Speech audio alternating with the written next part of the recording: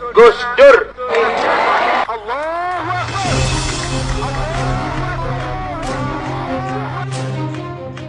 Kita punya kenangan buruk tentang sosok presiden yang diturunkan di tengah jalan, dikeluarkan paksa dari istana negara, dan kita tak mau itu terulang lagi. Tanda-tanda itu nampak nyata sekarang, dan para aktornya kurang lebihnya sama. Maka, kita harus mencegahnya. Untuk itu, mari kita menengok ke belakang.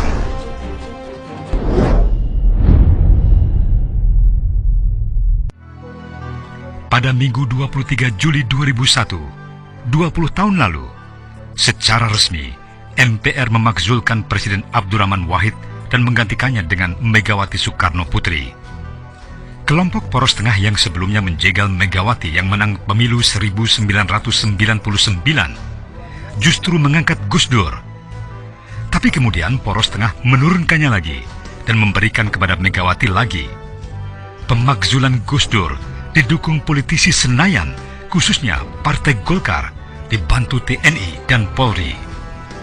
Wahyu Muryadi, jurnalis senior yang dipercayai menjadi kepala Biro Protokol Istana Kepresidenan pada 1999 hingga 2001, menyatakan ada 4 kekuatan yang saling bekerja sama untuk menurunkan Gus Dur dari jabatan presiden. Pertama, kelompok yang kecewa karena kalah dalam pemilihan presiden. Kedua, sisa-sisa Orde Baru yang masih berkuasa.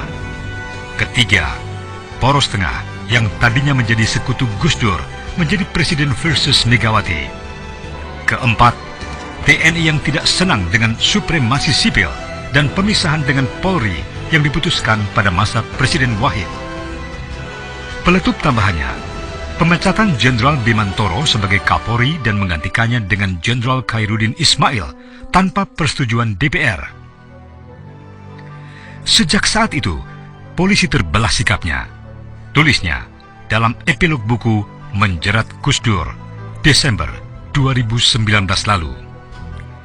TNI bahkan menurunkan 40 ribuan tentara di Jakarta. Pasukan disiagakan dengan mengarahkan tank-tank moncong menghadap Istana Merdeka sebagai bentuk kekuasaan. Mereka berkongsi dan berperan penting dalam penjatuhan Gus Dur dengan Kabinet Persatuan Nasionalnya. Wahyu Muryadi mengungkapkan, beberapa hari sebelum Presiden Wahid lengser, beredar kisah transaksi dengan lawan politiknya. Gus Dur ditawari berkompromi. Setiap perombakan kabinet kudu diserahkan kepada partai politik. Ada juga tertulis dalam buku karya Firdiga Rizky Utama itu, desakan dari kelompok tertentu agar Gus Dur menerapkan syariat Islam di seluruh Indonesia supaya kaum Islam membelanya. Gus Dur menolak seraya menggebrak meja dan mengatakan, lebih baik jatuh melakukan politik transaksional semacam itu. Beberapa kalangan yang dulu turut menaikkannya pun kemudian berubah haluan. Sikap konfrontatif Gus Dur ini menimbulkan kemarahan lawan politiknya.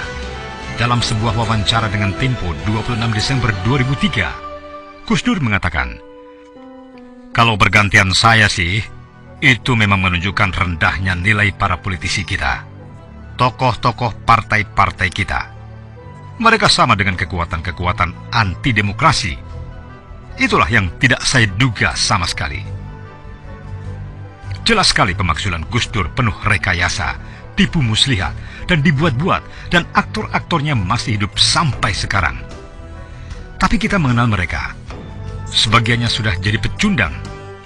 Mungkin mereka makmur dan kaya raya, tapi tak punya kehormatan. Lihat saja Amin Rais. Dia menjelma sebagai tokoh yang terus diolok-olok. Julukan Sengkuni untuknya menggantikan Durna di masa menjelang kejatuhan Soekarno bagi orang istana yang suka mengadu domba. Buku Menjerat Gus Dur juga mengungkapkan berbagai skenario para aktor untuk mengerahkan massa dan mahasiswa untuk melancarkan kerusuhan. Hal itu juga yang diulang-ulang dalam beberapa tahun terakhir ini. Membangun kesan Gus Dur dekat dengan komunis dan lagi membangkitkan paham komunis juga pola yang diulang kini pada pemerintah Jokowi. Dan kita tahu rezim mana yang gemar melempar isu komunas-komunis. Saat itu, Gus Dur memang mewacanakan islah dengan korban gerakan 65 dan meminta maaf kepada keluarga korban G30S. Mahfud MD menyebut secara yuridis pemakzulan Gus Dur tidak sah. Selain 2 fraksi tidak hadir, juga sidang istimewa dipercepat menjadi 23 Juli dari rencana sebelumnya 1 Agustus 2001. Sebelum itu, Amin Rais sudah menyebut, sebentar lagi kita punya pemimpin baru. Pernyataan itu yang mendorong munculnya dekret pembubaran DPR dan Partai Golkar. Tapi Gus Dur tidak memperoleh dukungan dari politisi, juga TNI dan Polri. Presiden Abdurrahman Wahid menjadi Presiden RI memerintah dalam waktu yang sangat singkat, yakni 23 Oktober 1999 hingga 23 Juli 2001, saat mana dia dimakzulkan. Sejarah berulang dan aktornya masih sama. Kelompok yang kalah dalam pemilu, rezim Orde Baru, dan para aktor dan politisi petualang, mafia asing, kartel, jualan isu komunis juga. Sementara itu, putri sulung Gus Dur, Alisa Wahid, menceritakan betapa mencekamnya keadaan menjelang Gus Dur dilengsarkan. Alisa Wahid bahkan sempat diminta Gus Dur segera meninggalkan istana dan pulang ke Ciganjur, membawa serta ibu dan adik-adik. Info moncong panser sudah mengarah ke istana, sudah sampai ke telinganya. Keadaan sudah bahaya. Biar bapak hadapi sendiri saja di istana. Sebut Alisa Wahid menirukan apa yang dikatakan Gus Dur ketika itu. Namun, Alisa Wahid teringat kisah Bung Karno yang mesti menghadapi hari-hari terakhirnya sebagai presiden yang penuh keterasingan. Alisa Wahid tidak ingin kejadian serupa harus dialami juga oleh ayahnya itu. Karenanya, dia bertahan di istana mendampingi Gus Dur. Kata Gus Dur, beliau nggak bisa tenang kalau kami tetap ada di istana. Apalagi cucu pertama, bayi saya, baru berumur 40 hari, katanya. Tapi kisah Bung Karno menghantuinya. Makanya saya ngeyel, nangis tidak mau pergi, kata Alisa Wahid. Alisa Wahid terus membayangkan Bung Karno sendirian. Keluarganya sulit menjenguk, tidak terawat dengan baik. Saya tidak ingin itu terjadi pada Gus Dur. Kalaupun beliau kalah secara politik dan harus diasingkan, kami harus tetap bersama beliau. Kami siap. That's it. That's all. Pada akhirnya, apa yang ditakutkan Alisa Wahid tidak terjadi. Rakyat membanjiri istana bertekad melindungi Gus Dur. Lalu beliau umumkan akan keluar dari istana. Besoknya, ribuan rakyat menjemput dan mengawal beliau keluar lewat gerbang depan istana menuju panggung rakyat di Monas. Kalah politik, tetap bermartabat, kata Alisa.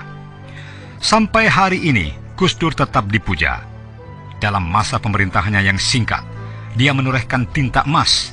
Dia menghidupkan kembali perayaan Imlek yang dilarang sejak 1967, mengakui Konghucu sebagai agama, menanamkan wawasan kebangsaan di kalangan NU, menyebarkan Islam ramah dan pluralisme, menaikkan gaji PNS 100%. Sebagian warga NU menganggapnya sebagai wali. Kaum Tionghoa memuliakannya sebagai bapak pelindung. Tokoh-tokoh nasional dan non-muslim menempatkannya sebagai sosok pluralis. Sedangkan seniman dan budayawan menyukainya karena nyentrik dan humoris. Makamnya di komplek pesantren Tebu Ireng Jombang tak henti-henti didatangi peziarah hingga kini dimuliakan. Sedangkan para politisi yang memakzulkannya kehilangan martabat. Menjadi sengkuni, tokoh dunia pewayangan dikenal licik dan penjilat, dan perannya tetap seperti itu. Sampai sekarang, mereka terus mengupayakan menurunkan presiden di tengah jalan. Lilir, tandure wis semilir, tak ijo royo-royo, tak sangka kemanten anyar.